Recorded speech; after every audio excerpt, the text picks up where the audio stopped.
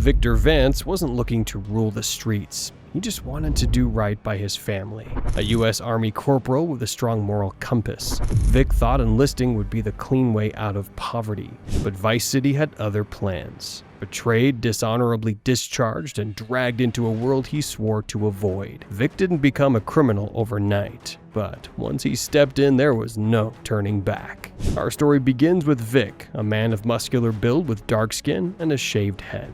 Though early artwork might show him with short black hair, he's usually seen in a blue polo shirt, stonewashed jeans, and white sneakers, looking like your average guy. But there's more to Vic than meets the eye. He's got a quiet intensity, a sense of responsibility etched into his features, unlike his more flamboyant brother Lance. And speaking of brothers, that's where Vic's whole story truly starts. Vic's got a tough family situation. His father, from the Dominican Republic, was a soldier, but his fate is a mystery. His mother, Janet Vance, well, she wasn't exactly winning any Mother of the Year awards. She was a white woman who frankly didn't seem to care much for Vic or his brothers, Lance and Pete. So it fell to their aunt Enid to raise them. But the reason Vic joined the U.S. Army was his younger brother, Pete. Pete suffered from asthma, and the medical bills for his medicine were piling up. Vic, being the big brother and guardian, stepped up, enlisting to pay for it all. He climbed the ranks, eventually becoming a corporal, and found himself stationed at Fort Baxter in sunny Vice City. This is where the trouble truly begins. Vic, still in uniform, reports to his superior, Sergeant Jerry Martinez. Martinez is a slimy character, and he quickly gets a read on Vic's desperate need for money.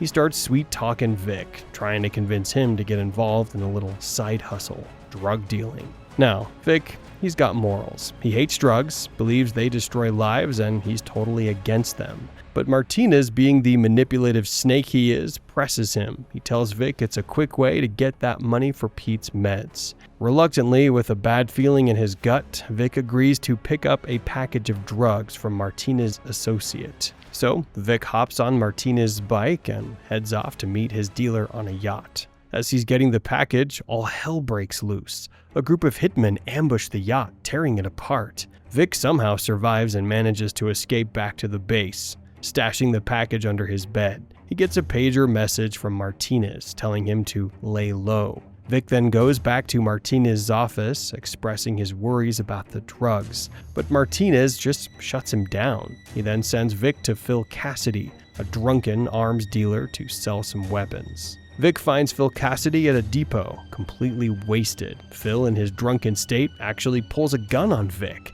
thinking he's there to rob him. Once Phil sobers up a bit, he reveals that the money Jerry owes him was stolen by the Cholos, a rival gang who've taken over Phil's house. Vic goes to Phil's place, kills the Cholos, gets the money, and brings it back to Martinez. Back at Martinez's office, Vic walks in on Jerry watching a porno film with Candy Sucks. Martinez then asks Vic to pick up his favorite prostitute, Mary, from Viceport. He even offers to take care of the drugs under Vic's bed while he's gone. A seemingly helpful gesture that in hindsight was anything but. Vic drives to Phil's place, gets a red Stinger car, and heads to Viceport. He finds Mary's friend, Mona, who tells him Mary's at a party on Starfish Island. Vic goes to the party, finds Mary, and takes her back to the base, but not before having to kill a few guys who had paid for her. What Vic doesn't know, though, is that Martinez has set him up. When Vic gets back to the base, Sergeant Peppa is waiting. Furious, he's found the contraband under Vic's bed, and the presence of the prostitute is the icing on the cake.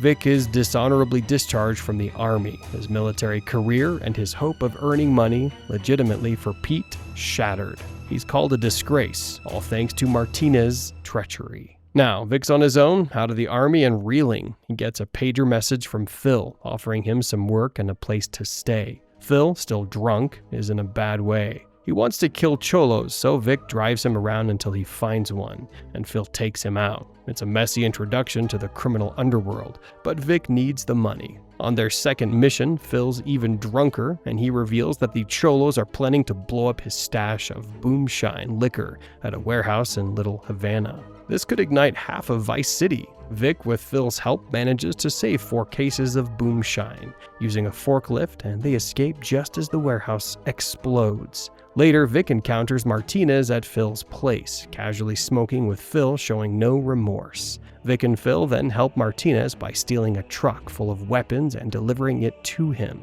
This is the last time Vic trusts Martinez. He's now officially an enemy. With his army career in tatters, Vic needs a new path. Phil sends him to work for his brother-in-law, Marty J. Williams, the leader of the infamous Trailer Park Mafia. Vic arrives at Marty's trailer and immediately sees Marty's wife, Louise Cassidy Williams, and their baby daughter, Mary Beth, looking miserable. Marty's a real piece of work, threatening Louise right in front of Vic. Vic, introducing himself, quickly finds himself on a ride with Marty, who explains his shady business dealings. Their first stop is a Malviento store, where Vic is ordered to kill the cholos who tried to whack it. They then take over a cholo store, Verdi, for themselves. Marty then has Vic steal 3 vehicles, defend his business from the cholos, and destroy their vans and brothel. After this, the cholos retaliate, attacking Marty's prostitutes, but Vic manages to protect them.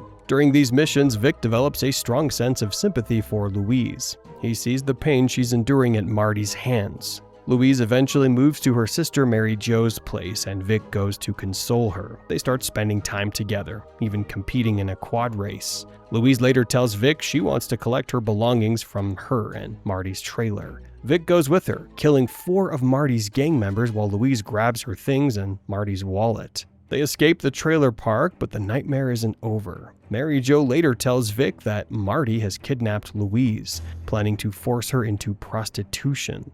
Enraged, Vic chases Marty's car, kills him, and saves Louise. To lay low from Marty's gang, Vic and Louise use the compound in Little Haiti as a safe house. With Marty out of the picture, Louise, seeing Vic's strength and capability, suggests he take over Marty's business. This is a turning point. Vic, with Louise's support, decides to embrace the criminal life he once despised. He hires some muscle, and together they attack Marty's loan sharking business, eliminating many of Marty's men and taking over his operations. This marks the true beginning of the Vance crime family, with Vic starting to gain real power in Vice City's underworld. Just as Vic's getting his footing as a gang boss, he gets a pager message to meet a family member at the airport, someone who's supposed to help him build his empire. Much to Vic's disappointment, it's Lance, his smooth-talking, troublemaking brother. Vic sees Lance as nothing but a headache, and he's not wrong. They have a conversation, get into Vic's car, and immediately the cholos, still angry from previous clashes, attack them. They manage to escape, though Lance crashes Vic's car. Vic then drives Lance to his hotel. Soon after, Marty's cousin, seeking revenge, sets Vic's new business on fire. Vic and Louise grab a fire truck and put out the flames. Louise spots Marty's cousin, and Vic quickly takes him out. Vic also helps Louise keep her baby daughter from welfare. As Vic's empire grows, he gets a pager message from Humberto Robina, the leader of the Cuban gang. Humberto, having heard about Vic taking over Marty's business, wants to work with him.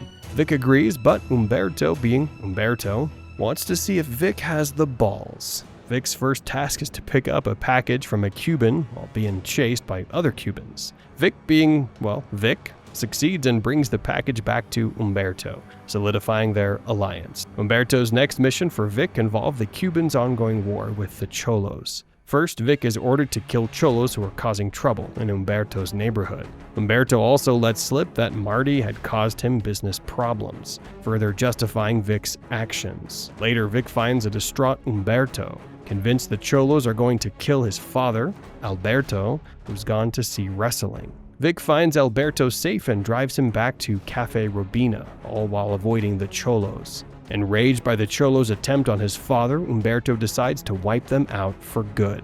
Vic and the Cubans storm a cholo warehouse, steal their weapons, and leave a gift of explosives. The warehouse goes up in flames, killing many cholos, including their leader. The cholos are officially destroyed, with Vic and Humberto taking over their business. Meanwhile, Lance, always looking for a quick score, finds a new associate, Ryan Forbes, who claims to know about incoming drug shipments. At King K. Newt's Burger Bar, Lance is on the phone with Forbes when 3 robbers try to hold up the place. Vic and Lance escape, with the police mistakenly thinking they're the robbers. They make it to the Port Authority building, take Forbes' car, and Lance drives it to Forbes' place. Vic is introduced to Forbes at his apartment, finding him in the middle of a conversation with Lance. The trio, wanting to snag a drug-filled van without alerting the police, use a second van as a decoy. After Lance and Forbes deliver the decoy, Vic manages to escape the cops. But Lance's genius leads to another problem. He discovers Forbes as an undercover DEA agent.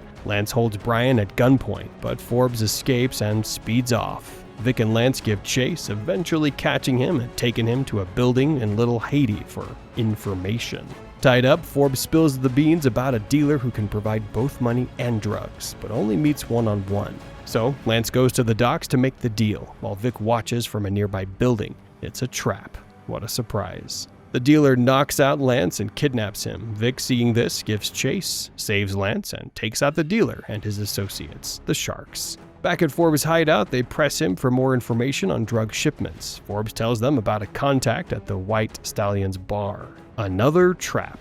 Vic and Lance find themselves surrounded by gay white supremacist bikers. They fight their way out, killing several bikers, and when they return, they find Forbes trying to escape again.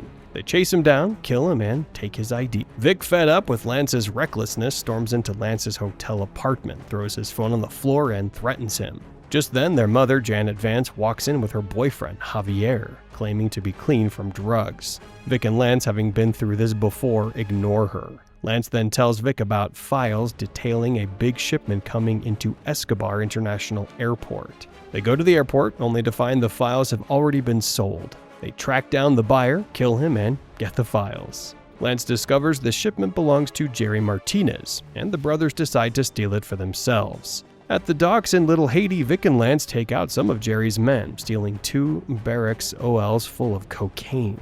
They manage to avoid Jerry's remaining goons, but on the bridge to Washington Beach, Martinez attacks them in a Hunter helicopter, firing missiles. Thanks to the police, Vic and Lance manage to lose Martinez and drive the drugs to a new safe house. Back at the safe house, Vic calls Martinez, taunting him. Martinez, in a chilling turn, reveals that the cocaine belonged to Diego and Armando Menddees, powerful drug lords, and they will kill anyone involved, including Vic and Martinez himself. Lance, always thinking with his wallet, says he has a buyer, Spitz, who will pay for the drugs, making them untouchable by the Menddees brothers. At the North Point Mall, Spitz needs a stuntman for a horror movie. Vic agrees to do the stunts while Lance and Spitz conduct the drug trade. After the stunts, Vic and Lance head to Lance's apartment in Ocean Beach to pick up the rest of the drugs, only to find their mother and her boyfriend have taken it all. Who could have seen that coming?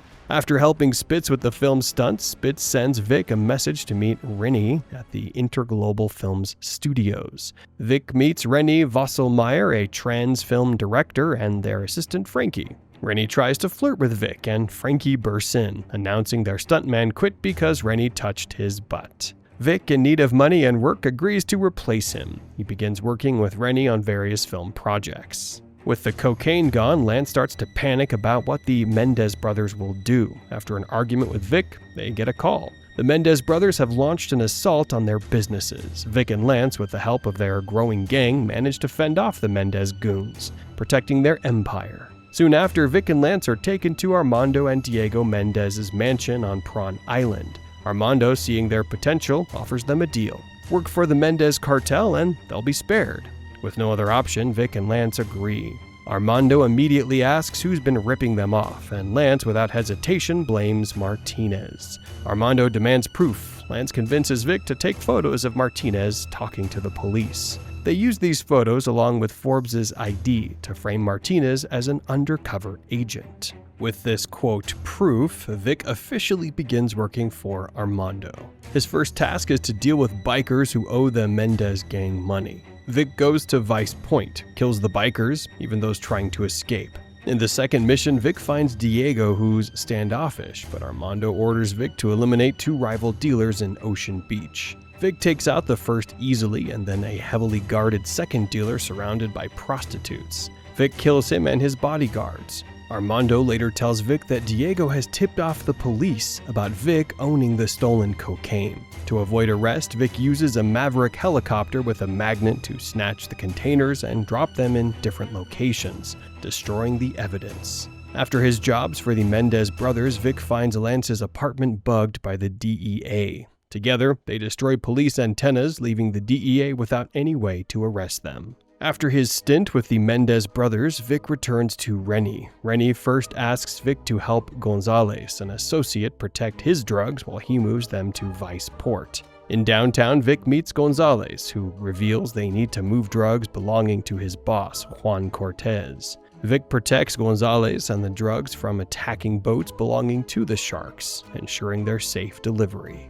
Rennie then asks Vic to protect Barry Micklethwaite and his client, the famous singer Phil Collins. It turns out Giorgio Forelli had given Barry $3 million and now wants it back. The Forellis attack Barry and Phil, attempting to assassinate the singer, but Vic manages to kill the hitmen and drive them safely to their hotel on Ocean Beach. Rennie also enlists Vic for a cheese commercial, where Vic performs stunts on a jet ski. Phil Collins' concert at Hyman Memorial Stadium is approaching, but he fears entering due to the Forelli threat. Vic is sent by Rennie and Barry to clear the stadium of hitmen. After Vic eliminates every threat, Phil arrives at the stadium, safe. Following his work with Rennie, Vic starts helping Gonzalez. At the golf range in Leaf Links, Gonzalez asks Vic if he knows how to play golf. Vic's golf game is legendary. He gets a perfect score by hitting a tied-up man who betrayed Gonzalez, impressing Gonzalez and starting a short partnership.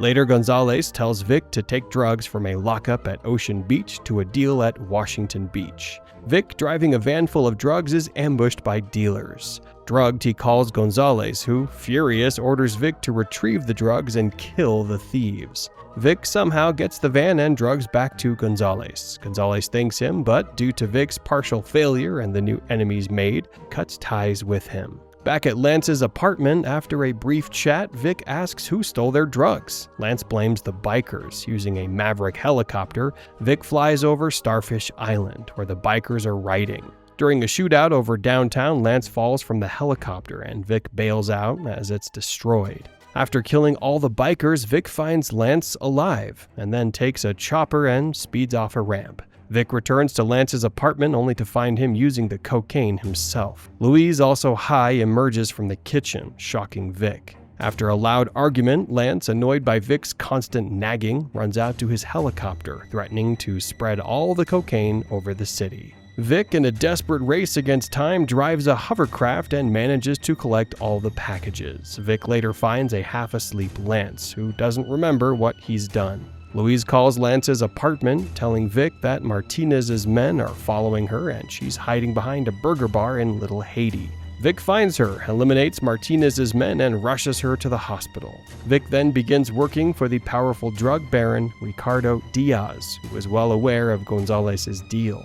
Diaz sends Vic and Lance to steal Gonzalez's shipment. They head to the Pole Position Club in Ocean Beach. One of Gonzalez's goons drives off in a sports car, and Vic follows him, eventually stealing a speedboat loaded with drugs and delivering it to Diaz. Later, Diaz makes a deal with the DEA. In exchange for drugs, they'll give him heavy weapons. Vic and some of Diaz's men go to the meeting point in downtown. Gonzalez's men attack, killing Vic's henchmen, but Vic clears the area before the DEA agents arrive. He gets the truck with the weapons back to Diaz's mansion. Diaz later captures Gonzalez, wanting him to work for him and reveal every incoming shipment. Gonzalez has to fly out of the city with the colonel's drugs, but is threatened by the Sharks. Vic serves as his bodyguard, protecting him as Gonzalez drives a truck to the airport and then boards his plane, escaping the Sharks. But the peace, as always in Vice City, is short-lived. Vic and Lance meet with the Menddees brothers at their mansion. Armando and Diego, tired of their shenanigans, offer them freedom if they leave the city and hand over all their assets. Vic and Lance predictably refuse. They're immediately attacked and knocked out by Menddees bodyguards. They're taken, stripped of their weapons, to an area in Viceport, placed next to 3 oil tankers. The Menddees goons aim to finish them off, but in a stroke of luck, they miss, hitting a tanker instead, which explodes, killing them. Vic and Lance escape, splitting up, knowing that they are now direct enemies of the Menddees cartel. Vic severs all ties with the Menddees brothers, as the Menddees brothers launch an all-out assault on Vic and Lance's empire. Lance sets up a counterattack. They get support from Phil Cassidy and Umberto and his Cubans. Vic and his allies successfully defend their businesses from the attacking Menddees goons. Umberto and Phil send a pager message to Lance, confirming they've also cleaned out the Menddees brothers from their respective territory. After the Menddees betrayal, Vic is informed by Lance that Martinez is trying to kidnap Louise, who's about to be released from the hospital. Vic picks up Louise, but then Lance sends him a message saying he's stuck in a burning building. Vic and Louise, taking a helicopter from the hospital roof, rush to rescue Lance. Lance reveals he was attacked by Martinez's goons who stole his money.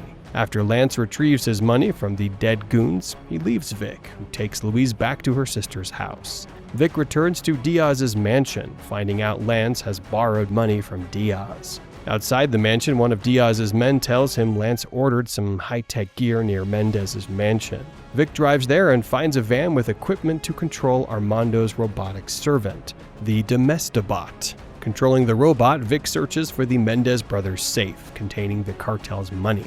After completing a few tasks for Armando, Vic finds the safe and uses the robot's lighter to set it on fire. An angry Armando destroys the robot. Later, Rennie wants to get his fourth sex change, but can't leave his studio because Diego Menddees is furious with him for introducing Vic to Diaz. Vic helps Rennie by eliminating the Menddees hitman and then drives Rennie to the hospital. After Rennie has undergone his fourth sex change, becoming a woman again, Vic enters the hospital and finds Rennie, Phil Collins, and Barry talking. Since Rennie is a target of Diego Menddees, Vic drives her to Escobar International Airport, protecting her from Diego's hitmen. After dropping Rennie off, Vic helps Barry protect Phil during his concert at Hyman Memorial Stadium. After defending Phil's concert both inside and outside the stadium and killing every Forelli hitman he encounters, Vic is thanked by Phil, who jokingly asks him if he wants to replace Barry as his manager. Vic even gets the option to buy a ticket to see Phil's performance. But the biggest battle is yet to come. Vic arrives at Lance's apartment looking for Louise, but only finds Lance. Mary Jo calls, informing them that Armando Menddees has kidnapped Louise and taken her to his mansion. Vic and Lance pursue Menddees goons who've destroyed Lance's Infernus. Despite relentless attacks, they reach the mansion. An enraged Lance rushes inside to avenge his car, leaving Vic to fight Armando's men alone. Entering the mansion, Vic confronts Armando, who delivers the devastating news. Both Lance and Louise are dead. Vic, consumed by grief and rage, fights Armando, who wields a flamethrower. Vic manages to kill Armando and makes his way to Armando's office, where he finds Lance and a badly injured Louise. In their final moments, Louise, barely clinging to life, tells Vic their relationship could have been special. Vic, heartbroken, tells her it was special. Louise, with her last breath, asks Vic to ensure her daughter is cared for by her sister, Mary Jo, before she dies. Vic and Lance then leave the mansion, forever changed. After Armando's death, Diaz informs Vic that Diego is hiding at the Menddees compound in downtown, an impenetrable fortress. Diaz also reveals a new Hunter helicopter has just been delivered to Fort Baxter, perfect for an aerial assault. Vic goes to Phil's warehouse, finding a drunk Phil mourning Louise's death. With Phil's help, Vic infiltrates the base, finds the Hunter, and takes it to Diaz. Obtaining the attack helicopter, Vic leaves Diaz's mansion, determined to finish off both Diego Menddees and Jerry Martinez. He flies to the Menddees compound, exchanging some final words with Diaz. Vic unleashes hell on the building's upper floors, but his helicopter is soon destroyed by a rocket launcher. Vic enters the building, systematically clearing out Menddees goons. He spots Diego and chases him to the highest floor. On the rooftop, Vic is confronted by both Diego and Martinez. After a brutal shootout, Vic kills both men, finally avenging Louise and all the wrongs committed against him. As Vic stands victorious, Lance arrives in the helicopter, too late to help with the fight. Lance offers Vic 20 kilos of cocaine for a future deal. But Vic, weary of the criminal life and the endless cycle of violence, refuses. He's not interested in narcotics anymore. He suggests sending the money for Pete's medical treatment. The two brothers embrace their problems seemingly over and fly away from the building, planning to lay low and get out of town for a while. So, what happens after Vice City Stories? It's implied that Vic and Lance stayed low for a bit, out of the criminal game. However, by 1986, they're back in the drug dealing business. There's some talk of them stashing 20 kilos of cocaine in a farm in Panama, and while it's not explicitly stated as canon, it's hinted at. Now we jump forward to 1986, 2 years after Vice City Stories. This is where Vic, the reluctant criminal, takes on a new persona. He's no longer the man who despised drugs. He's immersed himself in his status as a drug kingpin, eagerly striking a deal with the Forelli crime family, supposedly with the help of Colonel Cortez. Vic's appearance has changed too. He looks older, less muscular, with dark, receding hair and a thicker mustache. His general American accent has also shifted to a thick Colombian-Mexican one. Vic and Lance arrive by a helicopter at Vice City's docks with 20 kilos of pure grade A Colombian cocaine. Tommy Vercetti, representing the Forelli crime family, arrives with $2 million, driven by Ken Rosenberg, along with Tommy's associates Harry and Lee. Vic exits the helicopter carrying cases of cocaine, while Tommy approaches with the money. As the exchange is about to happen, a group of hitmen ambush them, spraying bullets everywhere. Vic, Harry, and Lee are instantly gunned down. Tommy and Ken manage to escape, and Lance, seeing his brother fall, flies away in the helicopter. And just like that, Victor Vance's story, the reluctant soldier turned powerful crime lord, comes to a brutal, abrupt end. But Vic's death isn't the end of his legacy. Lance, devastated by his brother's murder, teams up with Tommy Vercetti, one of the few survivors of the ambush. Their mission? To find out who was responsible for the ambush and the stolen drugs and money. With the help of Colonel Cortez, they discover that Ricardo Diaz, the same man Vic and Lance once worked for, ordered the hit. The drug deal location was leaked by Gonzalez, Cortez's right-hand man, as part of the prior deal with Diaz. Cortez, realizing the betrayal, has Gonzalez tracked down and killed by Tommy. After working for Diaz for a while, just to be sure, Lance loses his temper and attacks one of Diaz's fronts, only to be captured. Tommy, ever loyal, rescues him. With a stealth attack no longer an option, Tommy and Lance launch an open assault on Diaz's mansion, armed with powerful Colt Model 733 rifles. They systematically wipe out Diaz's gang, confronting Diaz, who's armed with an MP5 submachine gun. They defeat him, and Diaz lies bleeding on his mansion floor. Lance approaches him, declaring, "This is for my brother." Lance, aided by Tommy, executes the drug baron, avenging Vic's death. If you want to see more stories like this, click the video on screen right now.